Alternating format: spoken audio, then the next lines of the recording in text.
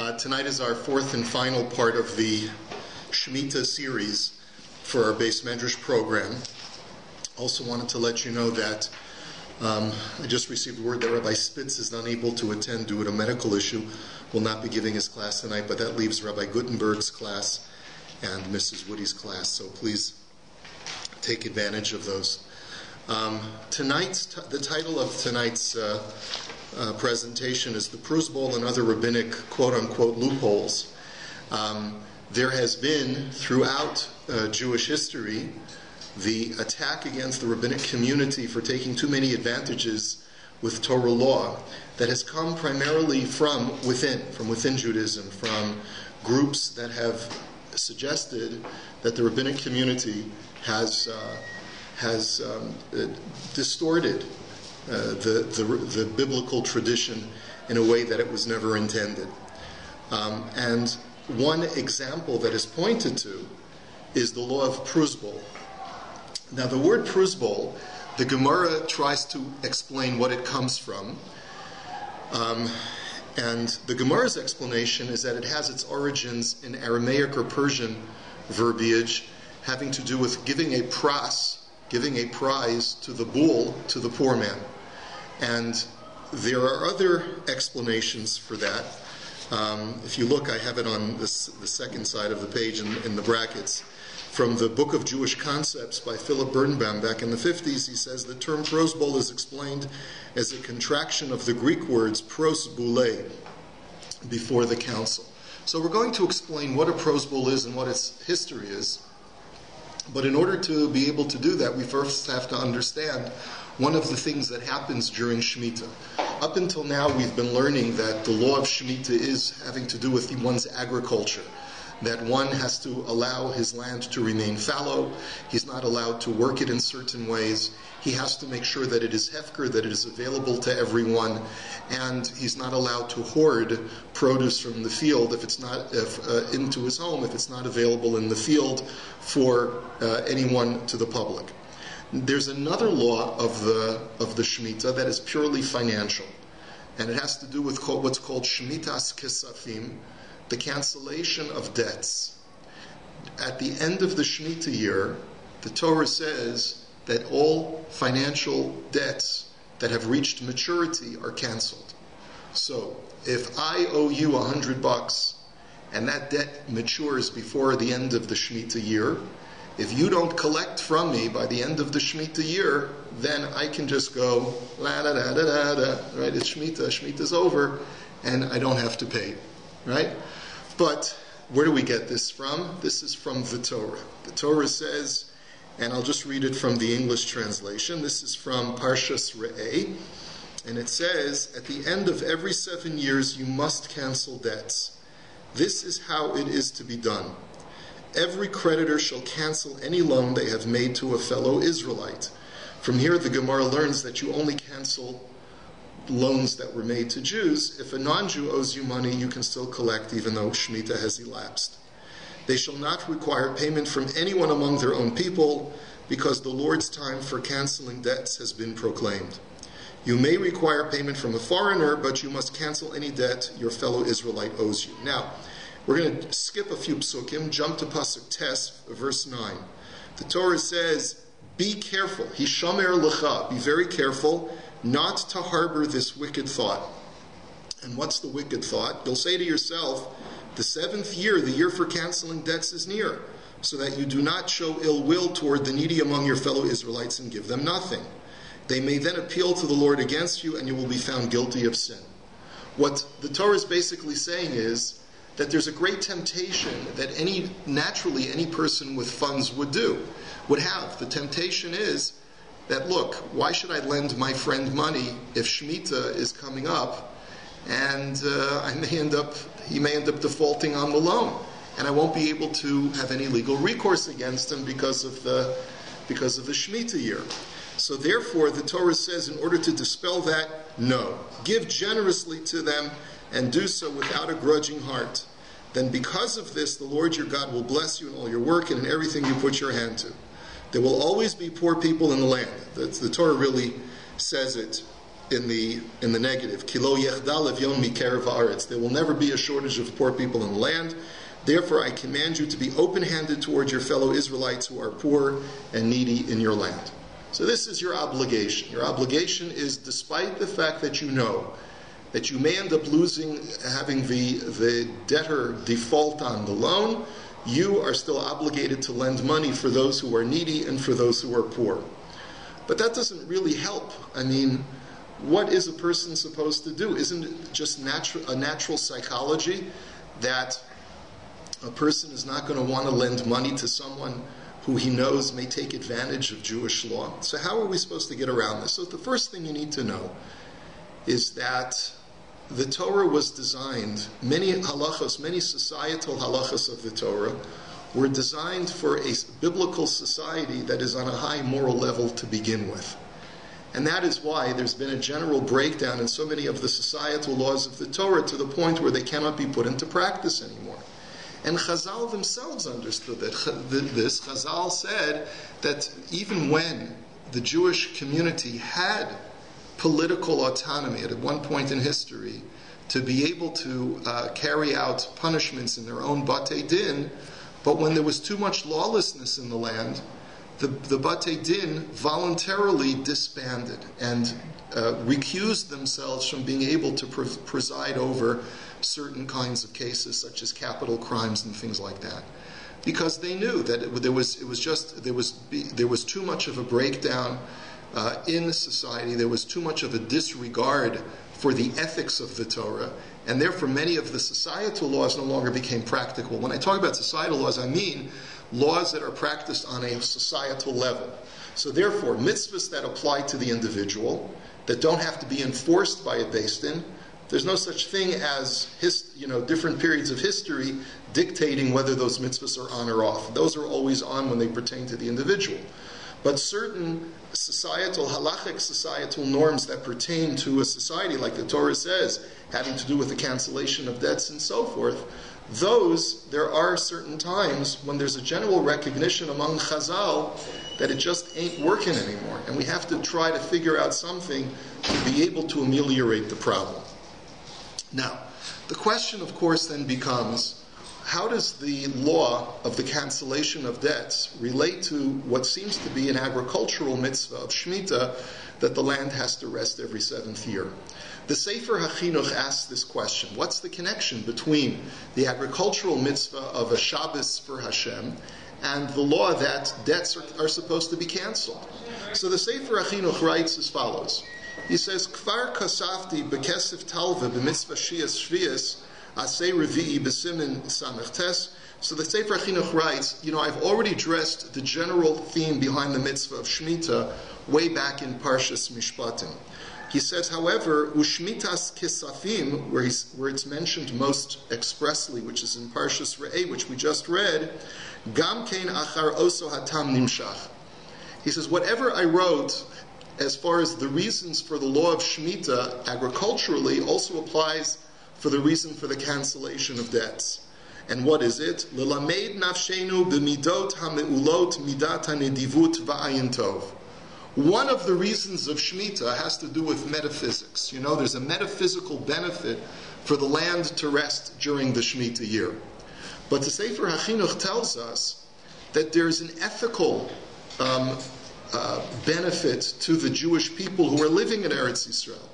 When you're living in Eretz Yisrael, you learn the quality of generosity, you learn the quality of emunah, a trust and belief in Hashem, and you learn the quality of anything that I have in life is really not mine, it's all a gift from God. Those are all the things that you learn by forcing yourself as a farmer to not work the soil and be able to freely share whatever you have with everyone else in the world. That's the ethical teaching that Shemitah provides us with.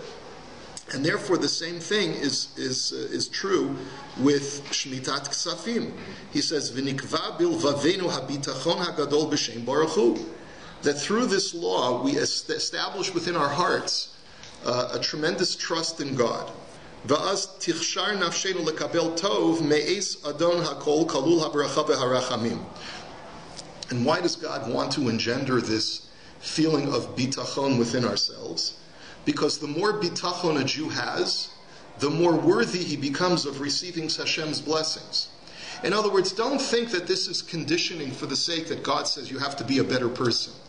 The purpose of the conditioning, says the Sefer HaChinuch, is that the more of a Baal Bitachon you are, the more worthy you become of the blessings that I wish to bestow upon you.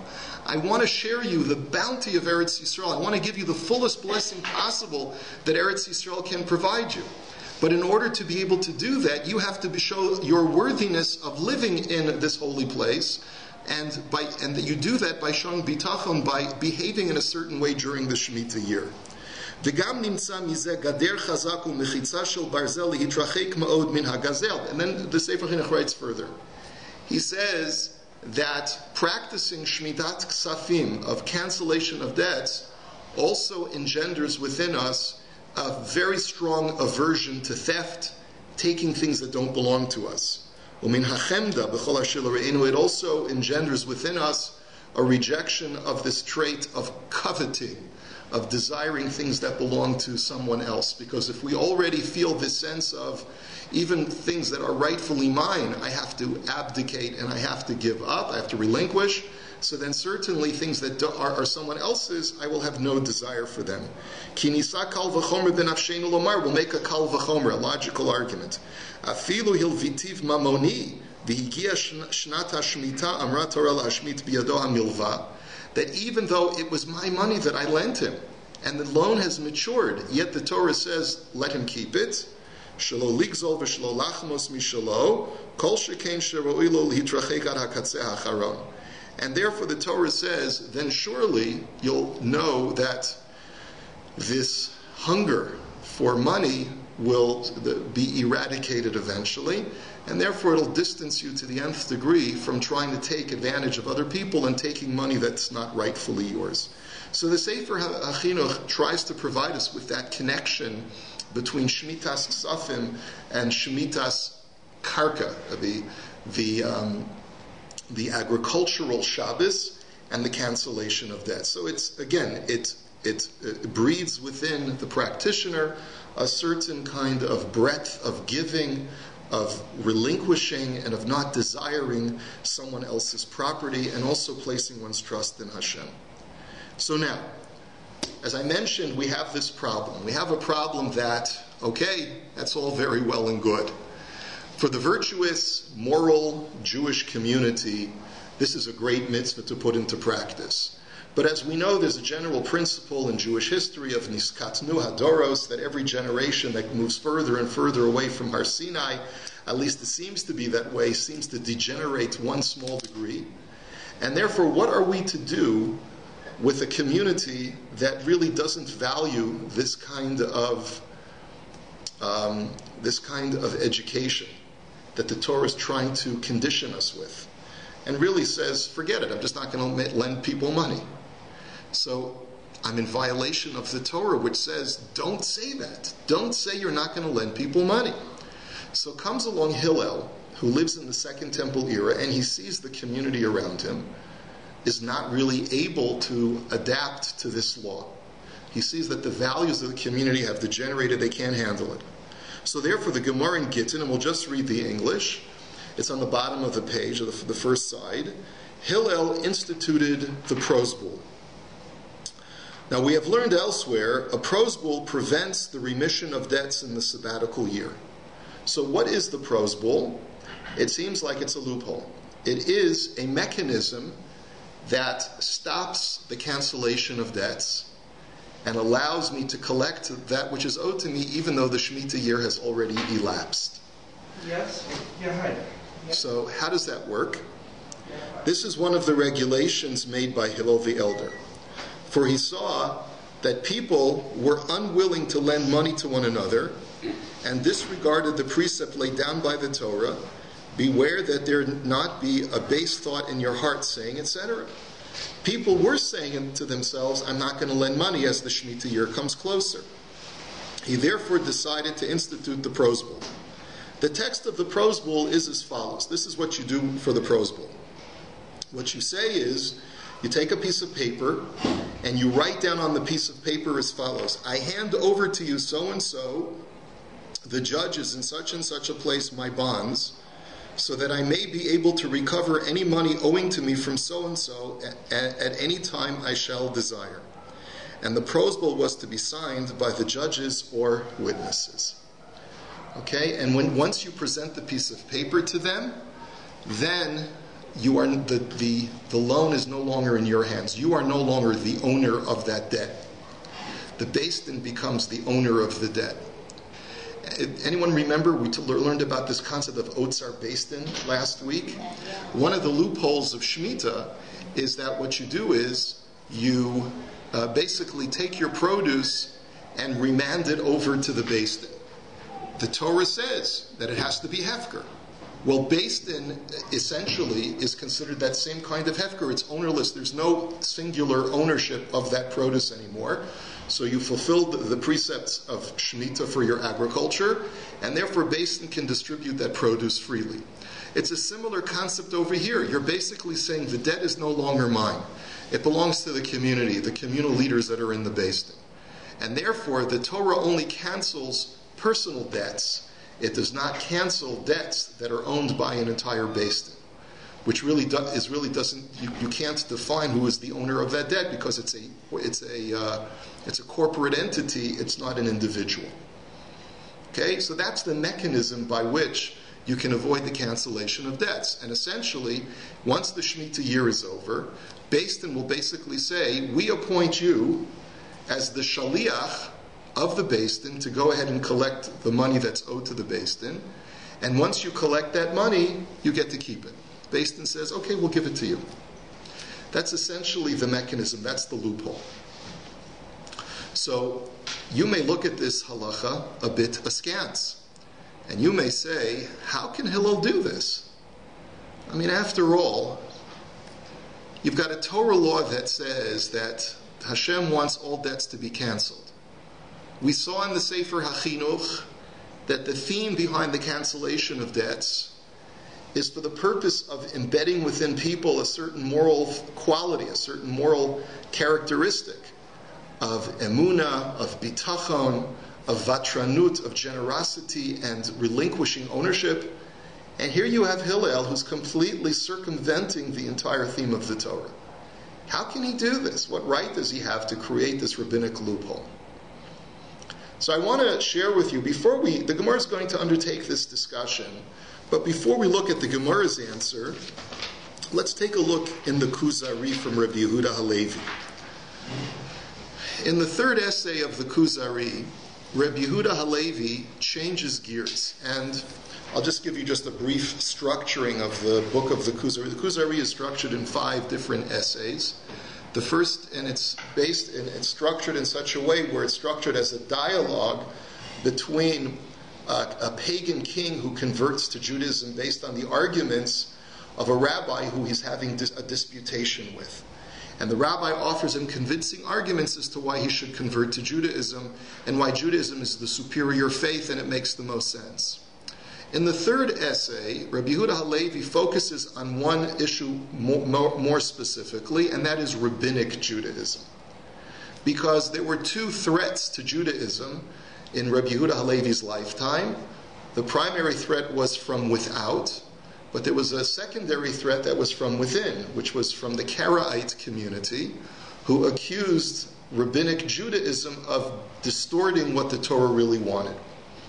And there was a famous argument by the Karaites that the rabbis have taken liberties by creating loopholes around the Torah law. And you can certainly see how the Pruzbol would fit into that category. And we're coming into the middle of a discussion where the king, who's already at this stage of the book converted to Judaism, but still has a lot of questions. And he says, I noticed these Karaites seem a lot more sincere, and they're fervent in their prayer.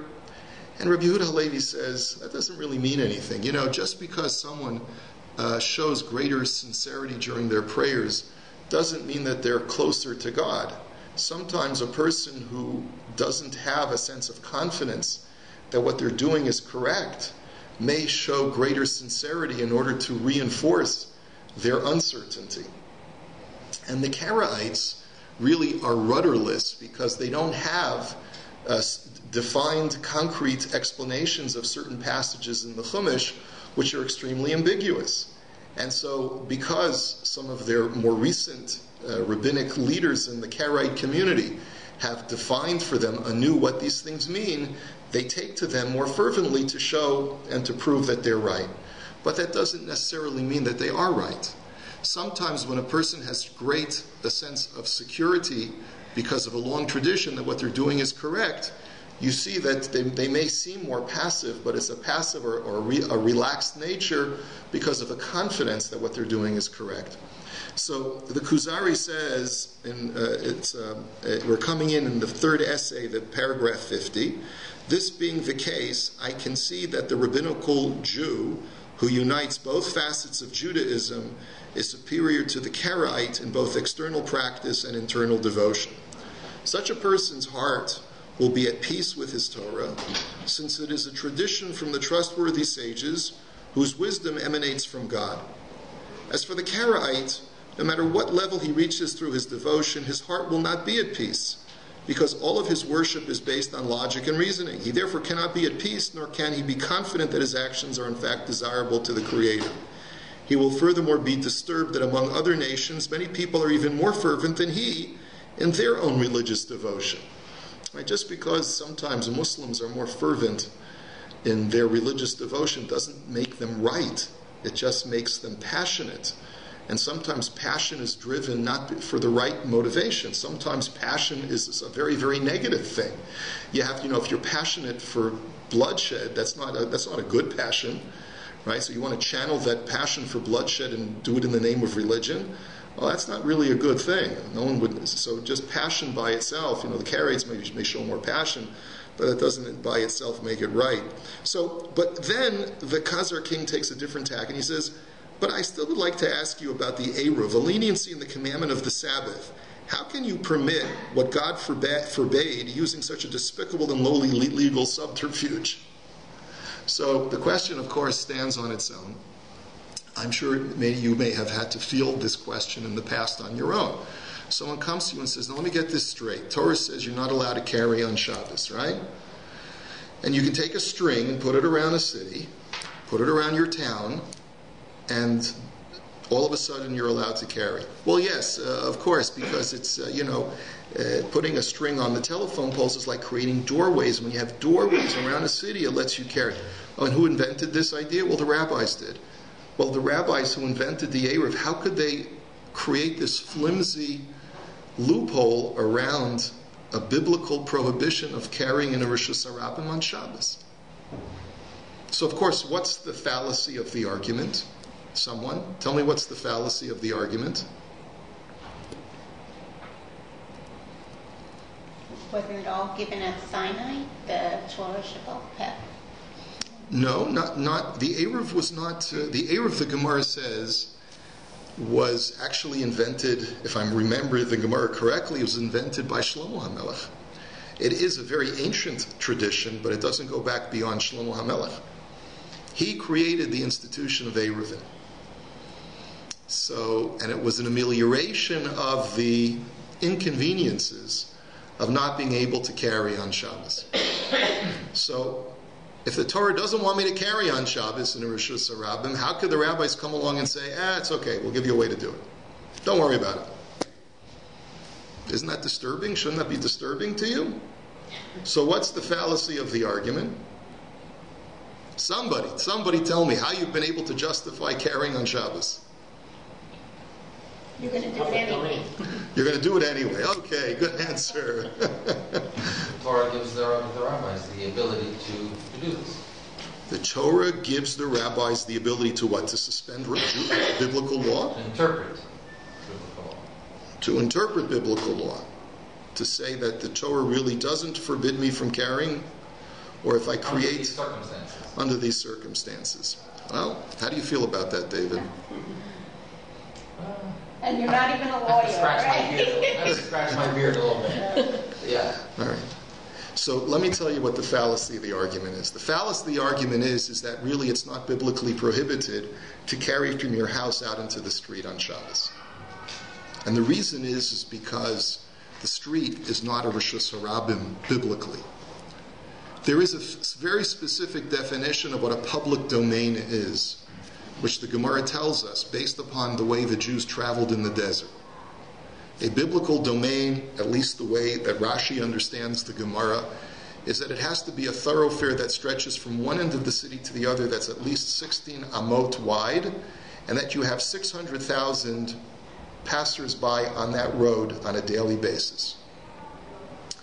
There are very few cities which have such a street, and therefore most cities and most towns do not qualify as a Rishus Harabim.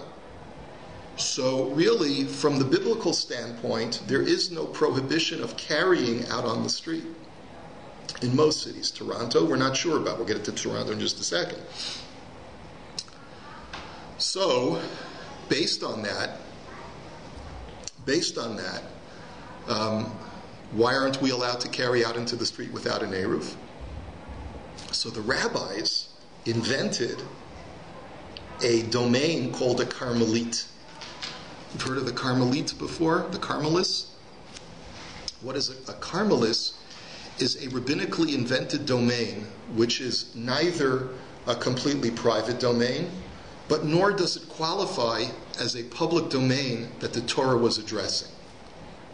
They said, look, it has certain features of a public domain because it's not owned by one person, it's not walled in on all sides, and it's not something that is one person has control over.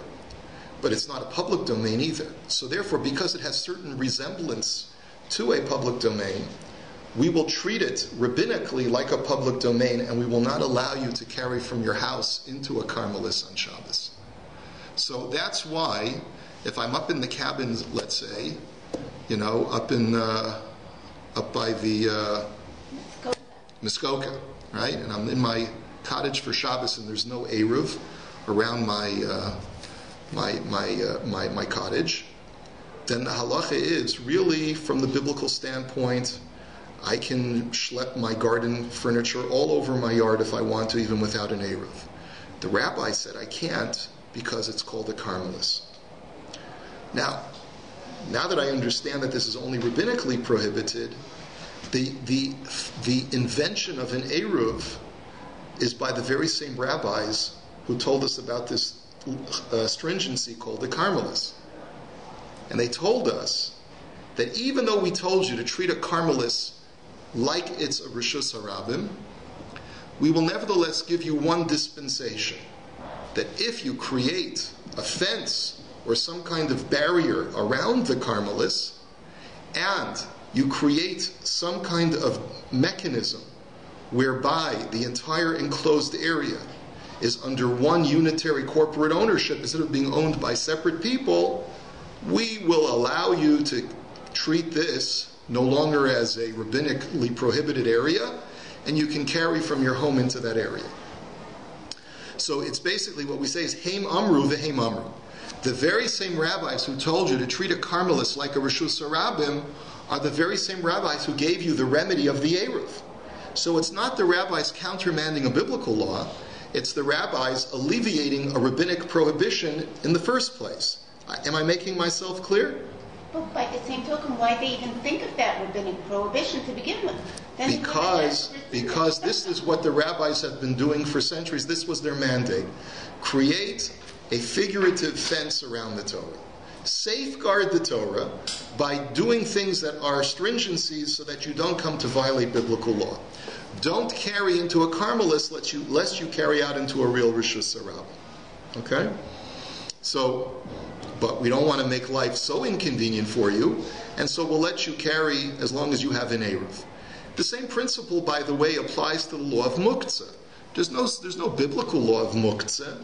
The rabbis created the laws of muktzah, and according to one opinion, the reason why they created laws of muktzah is to prevent a person from carrying into Rishus Harabim on Shabbos. But there are certain things that are non-muktzah. And the rabbis have the discretion to be able to declare what is and is not muktzah, because they're the ones who invented the concept of muktzah in the first place. So therefore, if they invented this concept of karmelis, they also have a right to invent a mechanism which can alleviate the problem of karmelis. And this is exactly what we're going to read in Rabbi Yehuda Halevi. So in paragraph 51 he says, the rabbi said, heaven forbid that a whole group of saintly and wise people would agree to a law which would undo a Torah restriction. On the contrary, they exhort us to make a fence for the Torah. One of the fences that they made was the prohibition of transferring objects from private to public property and vice versa, which is something that the Torah did not restrict. He's talking here about the karmelis. Afterwards, they created a leniency within this fence. They did this so that their decree would not be perceived on the same level as Torah law, and so that people would have some freedom in performing their regular activities on Shabbos. They wanted people to have this freedom in a permissible fashion through the making of an Eruv. This was done in order to create some recognizable distinction between that which is completely permitted, namely a wholly private domain, that which is completely prohibited by the Torah, namely a public domain, and that which is prohibited because of offense, namely the rabbinical public domain, karmelis. Okay? So I hope that sort of lays the foundation for you. It becomes a little bit more complicated when you deal with a very large city like Toronto, which does have certain parts of the city which may really qualify as a Reshus HaRabim. So for example, the 401. Does the 401 qualify as a Reshus HaRabim? It very well may, because it goes from one end of the city to the other. It's quite wide, and you could potentially have 600,000 cars on a really busy day passing over the 401, just crossing over Bathurst. So how do we solve that problem? Well, the answer is that we fence off the 401 so that it is no longer it no longer connects directly into the domain that we consider to be the karmelis. And that becomes a little bit more technical because the area of the overpass of the 401 is elevated above the street. It is fenced off except for the on-ramp and the off-ramp, and that is considered to be sufficient segregation from the regular city streets so that it is not something that is considered to be part of the karmelis, which is our regular city streets down the Bathurst corridor. Okay? But it's a much more in-depth discussion to be able to understand how that mechanism works. So now that I've given you this example of the Eruv, let's see how we apply this to the Pruzbol. And we'll see that the Gemara really has the same problem that Rabbi Yehuda Halevi tried to detail with the Eruv. So if you go back to the top of this page, we continue in our discussion in the Gemara. The Gemara asks, but is it possible that where, according to the Torah, the seventh year releases Hillel, Hillel should ordain that it should not release? How can it be that the Torah says that debts are canceled, and Hillel comes along and he comes up with this rabbinic rule that debts are not canceled? How can he do that? How can he circumvent? How can he countermand Torah law? Abaya said, and this is a very important answer, he was dealing with the sabbatical year in our time. And he went on the principle laid down by Rabbi. As it has been taught, Rabbi says, it is written, now this is the matter of the release, every creditor shall release. So without going into too much detail in the text of the Gemara, because I don't want to get us bogged down, Rabbi, or also known as Rabbi Yehuda Hanasi, is of the opinion that Shemittah in today's world only is a rabbinic law. Shemittah in today is only a rabbinic law. And if Shemittah is only a rabbinic law, therefore, what did the rabbi say? Really, biblically, debts are not canceled in today's world. The rabbis came along and said, listen, we want you to practice Shemittah the way that it was practiced in the times of the Torah, so therefore let your land remain fallow and cancel all debts. Hillel saw that the rabbi's rule was actually doing more harm than good. Why? Because there's a biblical prohibition of not lending a poor man money, which does not removed just because there's no Shemitah. The Torah says, do not be stingy, do not be a miser, and say, I'm not going to lend a person money because I think he may default on the loan. So Hillel saw that the rabbinic rule that debts are canceled was actually causing people to violate the biblical law of not lending money. So he decided, therefore, to create a mechanism which would allow you, through the use of that mechanism, to circumvent the rabbinic law so that you could fulfill the biblical law of being able to lend the poor man money. So that's the way it works. Now, the question then becomes, why is Shemitah only b'derabanan bisman hazeh? What is it about today that makes Shemitah no longer a biblical law? We don't have a Beis HaMikdash? Well, where do you see that the Beis HaMikdash is linked with the practice of Shemitah? If you told me that there was something sacrificial about Shemitah, then I could understand it. But there are other agricultural laws like Trumas and Maestros and Challah. Those things do apply, even biblically, at least according to many poskim, apply when in the absence of a temple. So we have to figure out what's going on over here. So the Gemara actually has this discussion, and there's a debate as to what the Gemara really means. But the way Rashi learns the Gemara is, the reason why Shemitah is only biblical today is because the Yovel, the Jubilee year, does not apply anymore today. And why does the Jubilee year, the Yovel year, every 50th year, why do we not have every 50th year of a Shemitah cycle that we have also another year of letting the land remain fallow and freeing slaves and real estate reverting back to its original owner in Israel?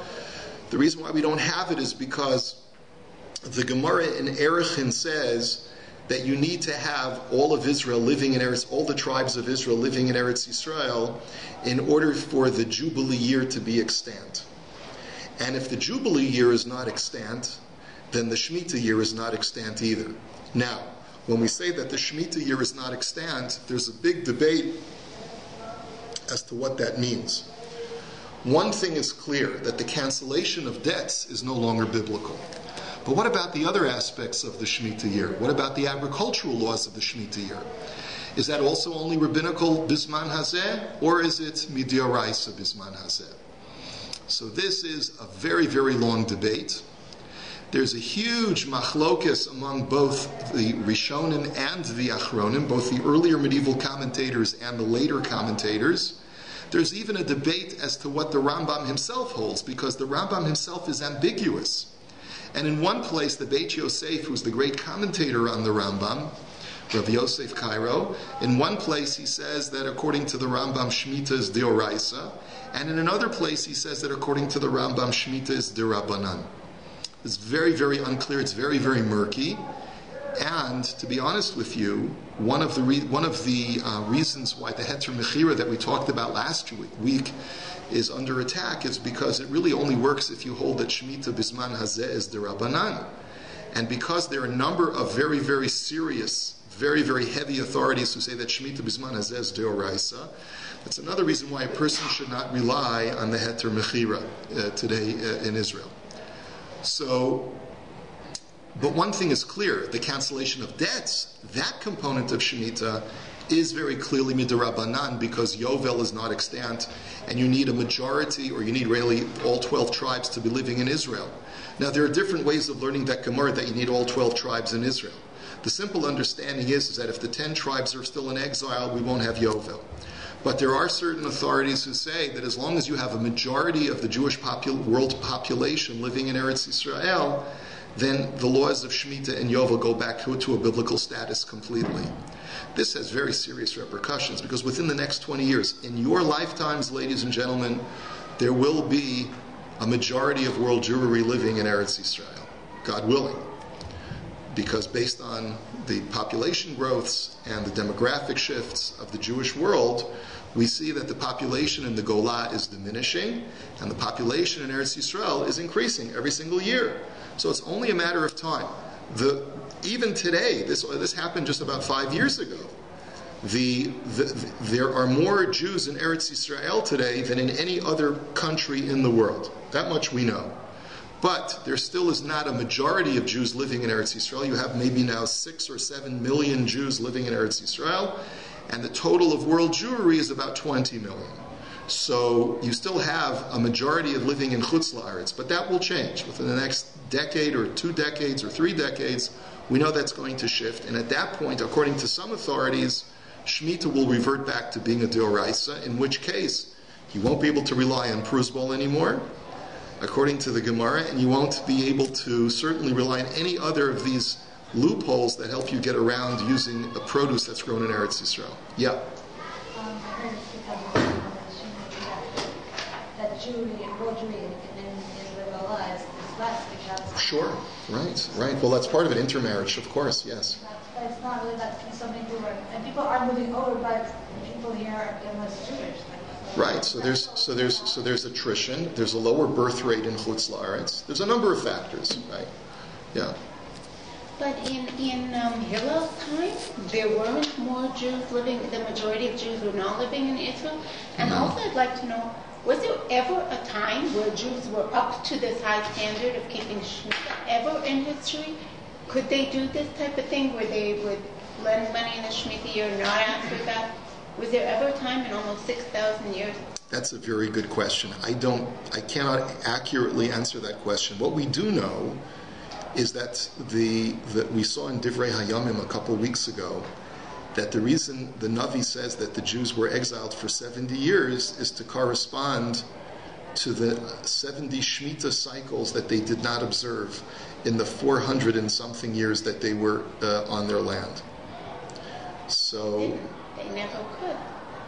What's that? They could never. So it seems like even when the Jews were in their spiritual heyday, they were not observing it the way they were supposed to. And of course, the calling therefore is for us to be able to build a third temple which reaches an even higher level than the first temple. And therefore our calling is to be able to reach that madrega when we can become even better, and that we can observe Shemitah fully and to its fullest extent, and to let the land rest, and to lend people money with the knowledge that if they don't pay back, I'm moichel, and all of these other things. Yes, David? The original plan of Shemitat Ksafim is that when you set up a loan with somebody, there's a due date for the loan. Right. So is that to be in place for when a person defaulted on a loan, or say if Reuven lends Shimon money that the due date is past the Shemitah year? So if the due date, if the loan does not mature until into the 8th year, so then Shemitah does not cancel the debt. Shemitah only cancels debts which mature before the end of Shemitah. So let's say you come to me today, David, I'll come to you, right? I come to you, I ask you, David, lend me $100, I need it for 30 days. Right? And you give me, you're such a nice boy, you give me $100, you trust me, and nothing, I just don't have the money, sorry, Dave. And a month goes by, 2 months go by, 3 months go by. That's when we say that if by Rosh Hashanah this coming year I don't pay you back, then you have to just write it off. But if you give me a long-term loan, let's say it's a 5-year loan, right? And you give me the loan, and I don't have to pay you back for 5 years, so then Shemitah does not wipe out that debt. Yeah. Alan. Source number 1. The last verse said, in your land. And what would we do with Pruzbol and Toronto? Why? So why do we need to do a Pruzbol in Toronto? So the Gemara has a way of learning the psukim to teach us that whereas Shemitah of agriculture only applies in Eretz Yisrael, Shemitat Ksafim applies throughout the world for all Jews. You have to go through the Gemaras carefully to see it, but it's from the exegetical teachings of the Gemara that they learn how to read the psukim in a certain way. One more question. Doesn't it mess up the calendar of the Shemitah? It does. There's actually there's an opinion of the Rambam that Yovel was practiced in the Second Temple period, only rabbinically, just to keep a marker so that we would have a consistent 50-year count. But today, it's understood that we only do a 49-year cycle. Whereas we only do 7-year cycles. We don't even bother with a 50th year at all. We just do another 6-7 years after the last Shemitah year. And so, is it going to throw us off? Yes, it'll throw us off from what would have been the Yovel had we all been in Eretz Yisrael. But once we all come back, we'll start the timer, we'll go back we'll put the reset button, and we'll go back to year 1 of the 50-year cycle. Okay, have a good evening, everyone. Thanks for coming.